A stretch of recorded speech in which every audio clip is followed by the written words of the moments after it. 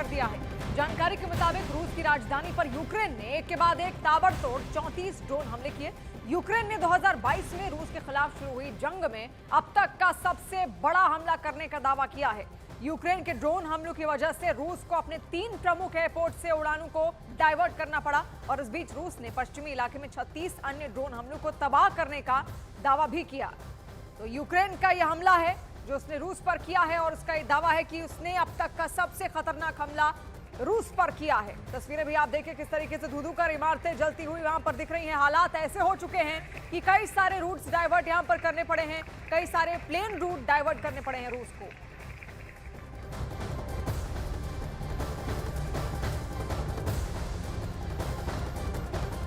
और ईरान और सऊदी अरब के मिलिट्री चीफ की मुलाकात के कई मायने लगाए जा रहे हैं, लेकिन इस मुलाकात से पहले ईरान के विदेश मंत्री का एक ऐसा बयान आया है जिसने इजरायल से ज्यादा अमेरिका को बड़ी टेंशन दे दी है।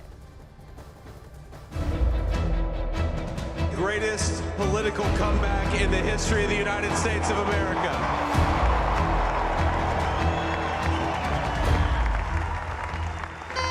Внимание, расчет, получен приказ. Верен. Внимание, пуск!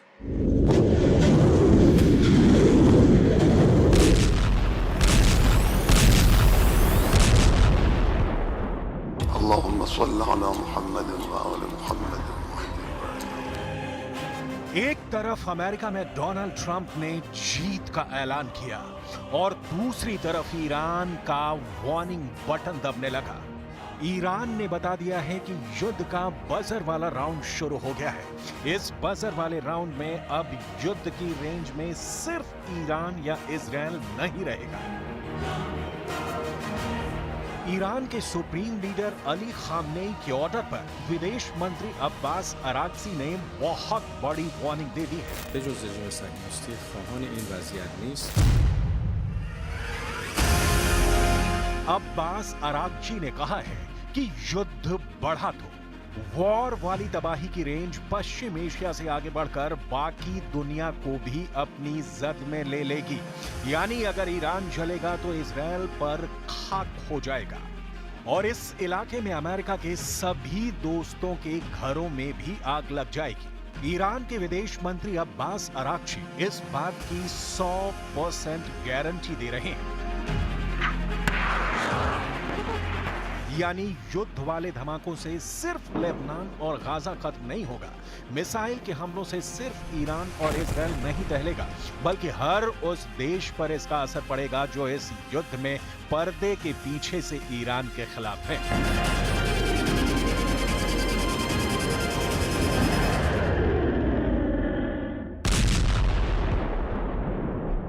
با قوت و قدرت تداوم داره، هم در لبنان هم در غزه و فلسطین. این مجاهدت ها قطعاً به دنبال خود پیروزی حق را، پیروزی جبهه حق را. यह खबर ईरान की मीडिया में हेडलाइन है। यह खबर इजरायल के अखबारों में छाई हुई है। ईरान के विदेश मंत्री अब्बास अराक्ची की वार्निंग ने सीधे सीधे वर्ल्ड वॉर की धमकी दे दी है।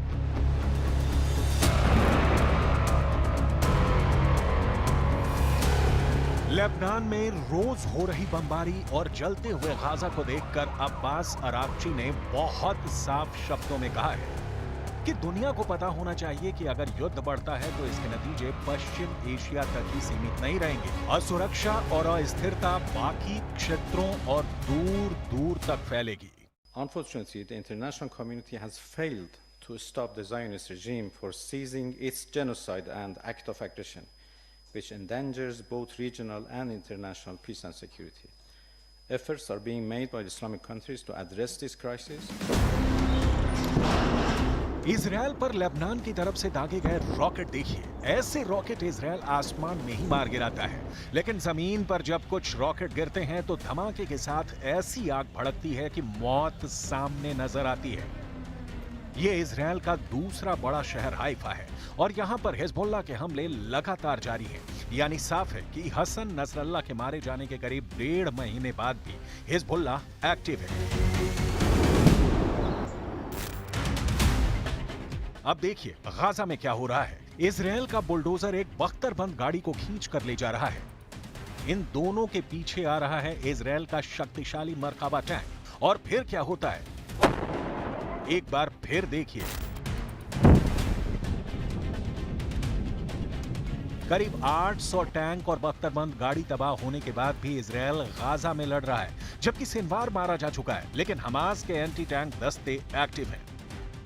بله شخصیت برجسته و مهمی مثل جناب سید حسن نصرالله یا جناب سید هاشم صفی الدین و امثال اینها در بین اونها نیستند، اما अब इन धमाकों के बीच आई है ईरान की चेतावनी, क्योंकि अमेरिका के चुनावी नतीजों से इजरायल को नई ताकत मिली है।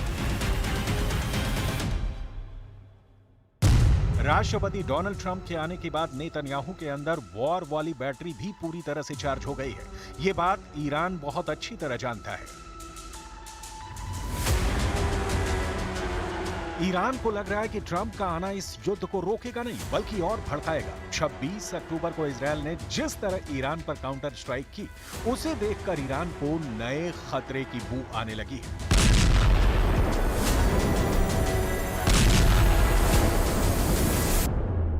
And halt the Zionist regime's crimes. We are working toward a solution to stop these atrocities and to alleviate the suffering of the people of Gaza and Lebanon at the upcoming OIC. Iran के विदेश मंत्री Abbas Araghchi की यह warning Israel से ज्यादा America या कहें कि डोनाल्ड ट्रंप के लिए है। यही वजह है कि ईरान ने बता दिया है कि युद्ध का बजर वाला राउंड शुरू हो गया है। डोनाल्ड ट्रंप के जीतने पर नेतन्याहू ये ना समझें कि युद्ध सिर्फ पश्चिम एशिया तक बाकी रहेगा और सिर्फ गाजा या फिर लेबनान जलेगा। इस युद्ध की जद में पश्चिम एशिया से आगे अमेरिका और इजरायल के दोस्त भी जलेंगे। यही ईरान की वार्निंग वाला बटन है जिसने बजर बजाना शुरू कर दिया है।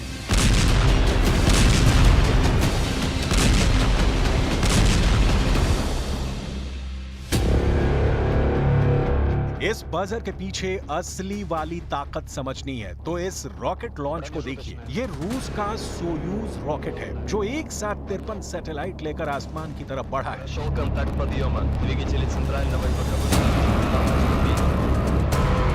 बड़ी बात यह है कि इस रॉकेट में ईरान की 2 बहुत ही खास सैटेलाइट भी थी। नाम है कौसर, जो आसमान से निगरानी करेगी, और दूसरी है हुदहुद, जो एक कम्युनिकेशन सैटेलाइट है। ये रॉकेट लॉन्च ईरान और रूस की दोस्ती का वो सबूत है जिसके पीछे अमेरिका और इजरायल का खौफ भी छुपा हुआ है। Большое внимание уделяем обеспечению мира на Корейском полуострове. Как вы знаете, в развитии дружественных связей с КНДР был подписан и вступил в силу российско-корейский договор. एक तरफ नेतन्याहू पर अमेरिका का हाथ है, आप इसे बाइडेन भी समझ लीजिए, और आने वाले वक्त में ट्रंप भी इजरायल के साथ रहेंगे, और दूसरी तरफ ईरान के साथ पुतिन है। पुतिन की सरकार बार बार इस गठबंधन को वर्ल्ड स्टेज पर बता रही है। इसके अलावा चीन भी ईरान के साथ ही है। वो भी चाहता है कि इजरायल के हमले अब बंद हों। व्लादिमीर पुतिन और शी जिनपिंग की पार्टनरशिप का एक सबूत इस एयर शो में छुपा हुआ है। रूस की एरोबैटिक टीम रशियन नाइट्स चीन के जुहाई एयर शो में हिस्सा ले रही है।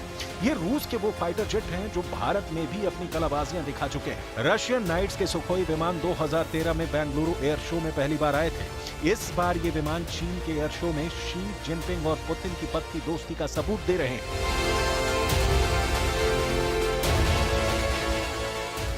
Летали хорошо, настроение отлично, готовы к работе, с хорошим качеством отработали. И погода, самое главное, хорошая, что позволила нам поработать.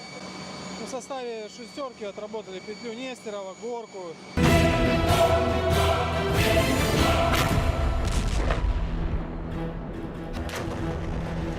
Ukraine, Gaza, Lebanon, Yemen, Israel और यमन, इतने वॉर जोन जब एक्टिव हैं तो युद्ध रोकने की जगह युद्ध भड़काने वाली बातें हो रही हैं। तब अमेरिका में डोनाल्ड ट्रंप का जीतना एक बड़ा टर्निंग पॉइंट हो सकता है, लेकिन इजरायल ट्रंप की जीत से बहुत ज्यादा खुश है, और यही वजह है कि अमेरिका के चुनावी फैसले के बाद ईरान बहुत ज्यादा आक्रामक है।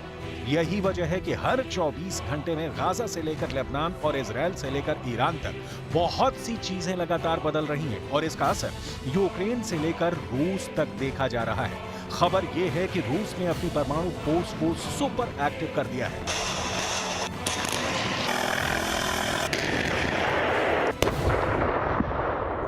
हालात ऐसे बन चुके हैं कि एक तरफ पुतिन है, दूसरी तरफ नाटो है और अब बीच में वर्ल्ड वॉर के साथ परमाणु धमाके का खतरा सताने लगा है।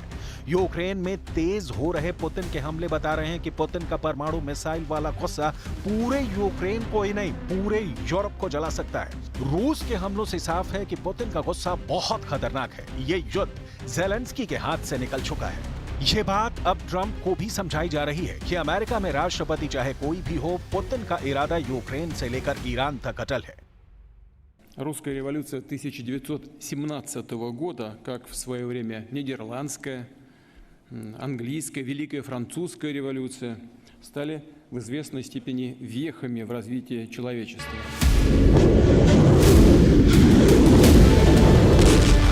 यूक्रेन युद्ध और गाजा के साथ लेबनान में चल रही बमबारी के बीच अब ईरान और इजराइल का युद्ध किसी भी वक्त शुरू हो सकता है। ऐसे वक्त में ट्रंप का आना कई बड़ी चुनौती पेश करने वाला है। यही वजह है कि पुतिन की न्यूक्लियर कमांड इस वक्त पूरी एक्टिव है। वो अपने तमाम खतरनाक न्यूक्लियर हथियारों और उनके डिलीवरी सिस्टम को बार बार परख रहे हैं। पुतिन ईरान से भी मदद ले रहे हैं। ईरान को नए हथियार सप्लाई करने पर भी बात जारी है। साथ में वो ये भी बता रहे हैं कि रूस की मिसाइल के टारगेट पर नाटो का हर बड़ा शहर है।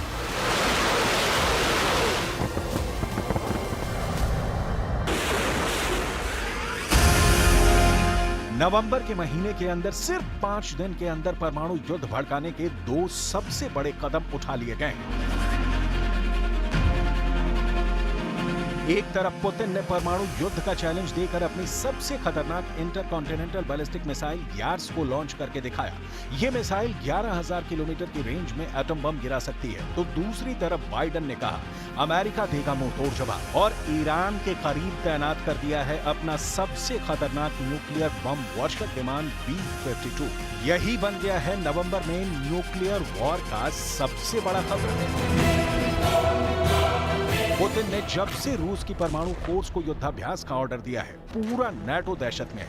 फ्रांस और ब्रिटेन से लेकर अमेरिका तक रूस की न्यूक्लियर फोर्स की चर्चा हो रही है। नवंबर का महीना इस दुनिया के लिए अहम है। गाजा के युद्ध के बीच अगर नवंबर 2024 सही सलामत गुजर गया तो समझ लीजिए बहुत बड़े युद्ध से ये दुनिया बच जाएगी। लेकिन ईरान और इजराइल से आ रहे ये इशारे बहुत खतरनाक हैं। दोनों ही ताकत बड़े युद्ध के खतरे को समझते हुए भी रुकने का नाम नहीं ले रही और इसकी वजह है सुपर पावर की बैकिंग, यानी वो मदद जो तीसरे विश्व युद्ध की सबसे बड़ी सप्लाई लाइन बन सकती है।